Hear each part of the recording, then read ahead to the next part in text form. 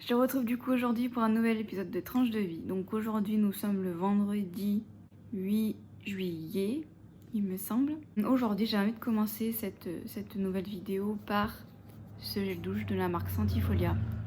C'est un gel douche que je trouve en fait dans mon magasin bio. Et alors j'avais très envie de t'en parler parce que l'odeur de ce gel douche est vraiment incroyable. Si tu aimes en fait l'odeur en fait de la frangipane, donc c'est un gel douche à la fleur de frangipanier. La couleur de ce gel douche est en fait la même couleur que le packaging ici, donc c'est une couleur orange. Et si tu as la possibilité de tester ce gel douche, si tu adores l'odeur de la frangipane, je te le conseille vraiment. J'adore ce gel douche. Et en fait c'est un gel douche que j'aime utiliser quand en fait je sais que j'ai du temps en fait devant moi pour prendre ma douche. Parce que c'est un gel douche qui me fait énormément de bien, j'ai l'impression de voyager. Il a une odeur de frangipane avec une petite pointe de vanille, je trouve. Et franchement, je trouve ça juste incroyable, l'odeur. Ah ouais, vraiment. Je voulais revenir du coup avec toi sur cette histoire de bébé qui pleure, enfin de ma fille en fait qui pleure du coup de 20h, 21h à minuit le soir. Et je crois que je sais pourquoi du coup est-ce qu'elle pleure autant. C'est parce qu'en fait elle a énormément de gaz. Et hier du coup ce qui s'est passé c'est qu'en fait elle a fait vraiment un très gros caca, vraiment un caca à débordement. Et en fait après elle allait beaucoup mieux, elle a beaucoup moins pleuré hier soir que les autres jours. Et donc là du coup ça a confirmé ce que je pensais. En fait elle a énormément de gaz et ce qui fait qu'en fait eh ben, elle a énormément mal au ventre. Et ça s'accentue surtout donc à ces horaires là. Et du coup c'est parce qu'en fait quand elle tète, elle avale en fait beaucoup d'air. Du coup, même si je lui fais faire des rows, etc., et ben en fait, ça la soulage pas complètement. Donc il faut savoir que j'essaye pas mal de choses comme les massages, au niveau du ventre, au niveau des pieds, parce qu'en fait au niveau des pieds, tout est lié en fait dans le corps. Donc j'ai également on va dire une bonne vitamine. Hein. J'ai pas la Zima-D ou la Adrigil, donc je sais quand c'est pas lié à ça. Mais donc voilà, je pense en fait que ça vient du coup du fait qu'elle est énormément encombrée au niveau du ventre et qu'elle a énormément de gaz et ce qui fait qu'en fait ben, elle a mal donc elle pleure beaucoup. Donc je pense que c'est à cause de ça du coup qu'elle est mal le soir. Ensuite j'aimerais te parler du coup de la polémique qu'il y a eu du coup à Disneyland Paris par rapport à une femme, à une Australienne en fait qui allaitait son bébé de 2 mois et non pas 2 ans comme j'ai pu lire. Ça c'est clairement pour choquer les gens parce que ben, forcément une femme qui allaite un bébé de 2 mois c'est beaucoup mieux accepté dans la société qu'une femme qui allaite un enfant de 2 ans. Du coup j'avais envie un petit peu de te parler brièvement de ça. Comment dire, bah, comme d'habitude hein, quand il y a un petit peu un scandale autour de l'allaitement, surtout quand ça parle de ça, quand une femme eh ben, allaite son bébé et que voilà elle se fait interpeller par des gens de la sécurité qui lui disent qu'il y a des espaces qui sont faits pour ça. Alors oui c'est bien mignon d'avoir fait des espaces exprès pour que les femmes puissent allaiter, mais alors ces espaces-là, bon à mon avis il n'y en a pas à tous les coins du parc, donc si la maman est à l'autre bout du parc, elle a très clairement pas envie de faire des kilomètres et des kilomètres pour pouvoir aller allaiter son bébé. En plus de ça, avec le Covid, forcément, il y a une certaine distanciation sociale à respecter. Donc s'il y a déjà 3 ou 4 mamans qui sont sur le coin et que toi t'arrives et que t'es obligé de faire la queue, non, au bout d'un moment, il faut arrêter. C'est bien de faire des coins pour que les femmes puissent, entre guillemets, allaiter si elles veulent allaiter, on va dire, tranquillement. Mais je veux dire, on n'a pas à empêcher une femme d'allaiter juste parce que elle n'allaite pas au bon endroit. Enfin, il n'y a pas d'endroit en fait pour allaiter. Je veux dire, à un moment donné, il va falloir bien penser que quand on n'allaite pas en public, hein, comme souvent on le dit, on allaite dans un lieu public. On fait pas ça pour s'exhiber, on fait pas ça pour montrer sa poitrine, on fait juste ça en fait pour nourrir un bébé. Et un bébé, ça ne peut pas attendre, en fait 5, 10, 15 minutes. Si un bébé il pleure, c'est parce que voilà, s'il a besoin de téter et qu'il a faim, eh bien on va pas lui dire eh ben, excuse-moi, il faut attendre 5 minutes. Non, un bébé ça ne sait pas attendre, ça n'a pas de notion du temps. Donc s'il en a besoin, il faut lui donner à l'instant T. Et je trouve ça juste incroyable que on fasse intervenir la sécurité parce qu'il y a 2 ou 3 personnes qui sont gênées parce qu'ils voient une femme allaiter. Enfin, c'est quand même assez incroyable les commentaires que j'ai vus à ce propos. Il y a quand même des gens qui disaient mais les biberons ça existe. Bah en fait le truc c'est que les mères qui donnent le biberon, on leur dit pas il y a des coins spécifiques pour donner le biberon parce que ça choque personne en fait de voir un enfant avec bout de plastique ou un bout de silicone dans la bouche et avec en plus ça du lait de vache hein, dans la plupart des cas. Par contre, un lait qui est complètement adapté à un enfant, mais le seul problème, entre guillemets, c'est que sa mère lui donne le sein. Là, par contre, alors là, ça crée un débat. Il n'y a pas de débat à avoir, en fait. Et il y a plein de gens qui sont indignés parce qu'il y a une loi, en fait, en ce moment sur l'allaitement qui est en train d'être plus ou moins promulguée. Et il y a des gens qui sont outrés, en fait, en disant oui, mais il y a des priorités. Bah oui, mais quand on voit qu'il y a une femme qui s'est fait gifler par une autre femme parce qu'elle a allaité dans un lieu public, et que là, il y a une femme quand même, dans un parc d'attractions qui est hyper connu, comme Disneyland Paris, quand même, c'est pas rien, quand même, qui se fait dire par des agents de sécurité qu'il faut qu'elle aille allaiter ailleurs, en fait, et que ça pose problème, ben moi, je dis, bah, en fait, oui, il faut une loi pour dire aux gens que vous n'avez pas le droit d'interdire à une femme d'allaiter. J'avais envie également de te parler un petit peu de mon fils, puisque mon fils, alors c'est assez drôle, il a en fait c'est pas un TOC, mais on va dire tous les enfants ont un petit peu eu ça, on va dire. Voilà, par exemple, on entend souvent des mamans qui disent: «Ah ouais, mon fils, son truc, c'était de manger les croquettes du chat». Eh bien, moi, mon fils, son truc, c'est en fait de prendre des petits bouts de couette, des bourres de couette, en fait, parce que j'ai une couette en laine. Et mon fils, depuis ses 6 9 mois, il adore, en fait, prendre des petits morceaux, en fait, de bourre de couette et les mettre dans la bouche, je vais y arriver, et les mâchouiller un peu comme un chewing-gum. Et en fait, il continue à faire ça et je trouve ça trop drôle, en fait. C'est on va dire un toc qui lui est resté et je pense que ça va lui rester encore longtemps. Donc c'est assez, en fait, assez drôle, mais il avale pas du tout ces morceaux-là, en fait. Il les mâche, en fait, juste comme un chewing-gum et je trouve ça, en fait, assez drôle. Donc du coup, j'avais envie un petit peu de te raconter ça. Il est également dans une période, donc là, un petit peu pour te resituer, pour parler, on va dire mois pour mois. Il a 28 mois, donc il a pratiquement 2 ans et demi. J'aime pas trop dire les mois après 2 ans, mais bon, c'est pour te situer un petit peu. Donc on va dire qu'il a 2 ans et demi, on va dire. Et au niveau du vocabulaire, mon Dieu, là, il y a eu une poussée au niveau du vocabulaire, c'est assez dingue. Il répète énormément ce qu'on dit. Et dès qu'il entend un nouveau mot, il va essayer de le prononcer. Comme par exemple, l'autre jour, ma mère, elle avait un vêtement avec un pompon. Donc ma mère, elle dit c'est un pompon. Et il arrêtait pas de dire pompon, pompon. Enfin, c'est assez drôle. Il dit le surnom du chien beaucoup. Il dit beaucoup tonton, tati, mamie. En fait, c'est arrivé d'un coup, genre vraiment. Genre d'un coup, il s'est mis à prononcer tout plein de mots. Tout plein de mots qu'il entend.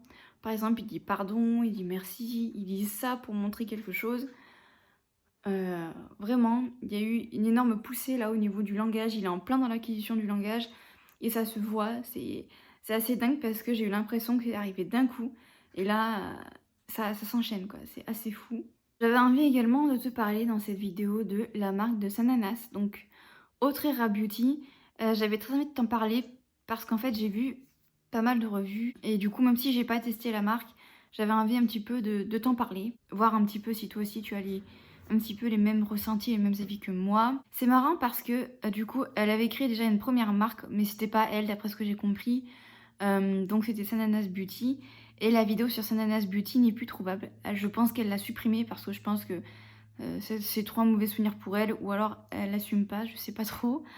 Et du coup donc là elle a créé Autrera Beauty, donc elle-même hein. Et donc après avoir vu plusieurs vidéos de revues, donc que ce soit de ses copines à elle ou de Gaëlle Garcia Diaz ou de d'autres créatrices de contenu qui sont pas connues on va dire sur YouTube, on va dire que ça m'a suffi à me faire un avis même si j'ai pas testé la marque. Mais bon, il y avait 2 ou 3 trucs qui m'avaient déjà un petit peu chagriné par rapport à ça. Quand j'ai vu en fait sa vidéo de lancement, il y a 2 ou 3 trucs qui m'ont paru un peu étranges. La première chose, c'est qu'en fait, en gros, elle nous faisait un cadeau parce que elle avait mis sa palette au prix de 50 €, ce qui apparemment n'est pas cher, contrairement au prix de revenu de sa palette, puisqu'apparemment, si elle voulait se faire de la marge, elle aurait dû vendre sa palette à 140 €, 150 €. Alors, déjà de 1 qu'elle dit ça, ça m'a dérangée, puisqu'il faut savoir qu'en France, on n'a pas le droit. On n'a pas le droit de vendre du matériel à perte, ça c'est interdit. Et donc le fait qu'elle dise ça, en fait, j'ai pas compris, parce que techniquement, t'as pas le droit, en fait, c'est interdit. Donc pourquoi tu dis ça? C'est pour que les gens se disent oh là là, elle est trop sympa. Bon bref. Et en plus de ça, j'ai remarqué quelque chose d'assez drôle. Donc il y a quelques mois en arrière, elle avait fait une vidéo sur la marque du coup de Gaëlle Garcia Diaz, donc Martine Cosmétiques. Et je trouvais que dedans, elle était hyper pointueuse sur certains détails, alors qu'avant, elle l'était pas du tout. Et maintenant, avec sa vidéo sur sa marque, j'ai compris pas mal de choses. Donc, elle a dit qu'en gros, les packaging étaient basiques. très basique. Elle a répété ça beaucoup de fois pendant la vidéo. Et c'est marrant parce que sa palette à elle, comme par hasard, n'est absolument pas basique. Elle a cherché, elle a fait un moule, ça aussi, dans la vidéo sur Martine Cosmétique. Elle est revenue beaucoup de fois sur ça. Oui, ces moules à elle sont basiques. Et elle a beaucoup appuyé sur le fait qu'elle a créé un moule. Elle a également appuyé beaucoup sur le fait qu'elle avait créé des perles extraordinaires, alors que Martine, pas du tout. Ses perles étaient basiques, enfin tout ça. Donc, en fait, quand on fait le parallèle des deux vidéos, on se dit, ouais, c'est étrange quoi, qu'elle fasse ce comparatif-là. Mais du coup, ça prend sens quand on voit qu'elle a créé sa marque et tout ça. Je trouve ça un petit peu gonflé en fait, ce qu'elle a fait par rapport à la marque de Gaëlle. Donc c'était assez drôle en fait qu'elle fasse ce parallèle-là. Et comme par hasard, après, quand elle sort sa marque et qu'elle fait la vidéo, il y a pas mal de choses qui font lien. Donc je trouve ça un petit peu drôle. Donc comme tu l'auras compris, mon fils s'est réveillé. Donc si tu entends des petits balbutiements, c'est normal. Enfin des petits blabla, tout ça en arrière-fond, c'est mon fils. Voilà. Personnellement, quand j'ai vu sa palette, donc la beginning, je crois qu'elle l'a appelée comme ça m'a pas transporté. En plus de ça, je trouve que le packaging fait pas du tout féminin. Même si bon, il y a un lien avec son histoire par rapport à sa marque, mais j'ai pas du tout accroché. En plus de ça, je la trouve compliquée. La faire en 3 comme ça, pour moi, c'est pas du tout pratique. Elle a dit qu'elle avait voulu faire quelque chose pour tout le monde, mais en fait, c'est impossible de faire quelque chose pour tout le monde. Parce qu'on a tous des goûts différents. Donc bon, pour moi, déjà, le packaging, pour moi, pose problème. Donc c'est pour ça que j'achèterai pas la palette. Et en plus de ça, les couleurs qu'il y a dedans, ça m'intéresse clairement pas. Pour moi, ça n'a pas d'intérêt en fait. Et en même temps, je suis d'accord, c'est très... Oh, là j'adore. Le tractopelle. Et le camion de pompier. Yes. La voiture. Et oui, pour moi, ça n'a aucun... Enfin, pour moi, ça n'a aucun intérêt. Et bon, après, ça reflète très bien Sana. Hein. Donc c'est pour ça que j'achèterai pas. Apparemment, les pinceaux... En fait, le truc qui ressort de sa marque, pour toutes les personnes qui l'ont testé, c'est les pinceaux. Apparemment, les pinceaux sont dingues. Donc bon, peut-être qu'un jour je craquerai pour les pinceaux, mais ça ira pas plus loin, je pense. À moins qu'elles sortent d'autres choses. Mais moi, il faut que ça sorte de l'ordinaire, en fait, pour que j'achète. Parce que le marché, en fait, du make-up est tellement saturé. Je voulais clôturer cette vidéo en te parlant, du coup, de babyphone.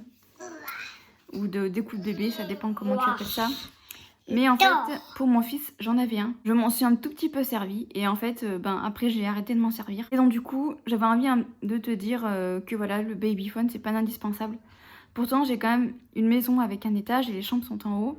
J'ai aussi un extérieur. Donc, et en fait, du coup, quand j'avais un babyphone, c'était un babyphone tout simple. C'est-à-dire qu'il n'y avait pas en fait, de caméra sur le babyphone. C'était juste un babyphone classique. Et je m'en suis du coup très peu servi. J'ai dû m'en servir peut-être 2 mois à tout casser. Et après, j'ai arrêté de l'utiliser. Ça me servait à rien en fait. Puisque mon fils, je l'entendais quand il pleurait. Et les 3/4 du temps, il était avec moi en bas. C'était rare qu'il était en haut. Donc, pour moi, en fait, ça a été inutile en fait. En faisant le montage de la vidéo, je me suis rendu compte qu'en fait, j'étais pas allée au bout de mon point de vue par rapport au babyphone, surtout les babyphones avec caméra. J'ai l'impression qu'en fait, c'est des choses qui ont été mises sur le marché. Bien sûr, pour rassurer certains parents qui sont extrêmement stressés de laisser leurs enfants dormir sans avoir une surveillance, bien sûr. Mais j'ai surtout l'impression que ça a été fait en fait pour éloigner encore plus les parents de leurs enfants. Je m'explique pourquoi est-ce que je pense ça. Maintenant, de nos jours, en fait, les babyphones, ce n'est pas juste une caméra, voilà, où tu peux voir ton enfant. C'est-à-dire qu'il y a tout un package en fait. Par exemple, tu as du coup le contact, on va dire, visuel avec l'enfant. Si par exemple, toi, tu es dans le salon et que ton enfant, du coup, est dans sa chambre, tu peux, en fait, grâce à l'application, mettre des bruits blancs, de la musique, une berceuse, etc. Et alors ça, moi, je trouve ça fou, en fait. On aide, de nos jours, en fait, les parents à ne plus avoir de lien avec leurs enfants. Dans le sens où maintenant, tu vois énormément de choses, par exemple, comme j'ai vu il y a pas longtemps. Maintenant, en fait, on n'a plus juste des transats, on a des transats qui vibrent, des transats qui font des mouvements de droite à gauche. Comme si finalement, on casse ce lien en fait entre les parents et l'enfant. Ou alors voilà, on leur dit pour que les parents aient plus facilement les mains libres ou pour que les parents puissent plus facilement faire autre chose, plutôt que de créer le lien avec leurs enfants, on leur balance des gadgets, ce que j'appelle ça gadgets entre guillemets. Donc voilà, des caméras visuelles avec des bruits qui font des bruits blancs, berceuses, etc. Des transats qui vibrent, qui font des mouvements de droite à gauche. Et encore plein d'autres choses, plein de trucs que je juge hyper inutiles et même dangereux finalement enfin dangereux, je mets des guillemets, mais oui, dangereux pour le lien d'attachement en fait. Parce que de plus en plus, on se rend compte que le maternage proximal, c'est super important pour un enfant. Mais d'un côté, on crée de plus en plus de gadgets en fait pour faciliter la séparation entre le père, la mère et l'enfant. Donc c'est surtout par rapport à ce côté-là que le babyphone avec caméra me dérange et que je comprends pas comment il y a autant de gens en fait qui se ruent là-dedans, surtout quand on voit les prix. Autant aller sur Vinted et acheter un babyphone voilà, qui se contente juste en fait de retranscrire les bruits qu'il y a dans la chambre. Pour moi, je trouve ça suffisant. Si après les gens ont peur de la mort subite du nourrisson, que l'enfant fasse un arrêt cardiaque ou ait des problèmes de respiration, il y a des plaques, je sais plus comment ça s'appelle, mais en gros c'est des plaques que tu mets sur le matelas et du coup en fait, d'après ce que j'ai compris, ça capte le rythme cardiaque et la respiration du bébé, qui fait que si jamais il y a un problème, et ben ça sonne, voilà. Donc si vraiment les parents sont paniqués, autant acheter une plaque comme ça, je trouve que c'est beaucoup plus utile qu'une caméra. Mais j'ai l'impression que comme c'est nouveau depuis quelques années, c'est nouveau sur le marché. Donc les gens sont friands de ça, des nouveautés. C'est comme les machines qui font le lait en poudre, qui dosent le lait en poudre à ta place et tout ça. C'est pareil, c'est très en vogue. Il y a énormément de mamans qui donnent le biberon et le lait en poudre qui passent par ce genre de machine.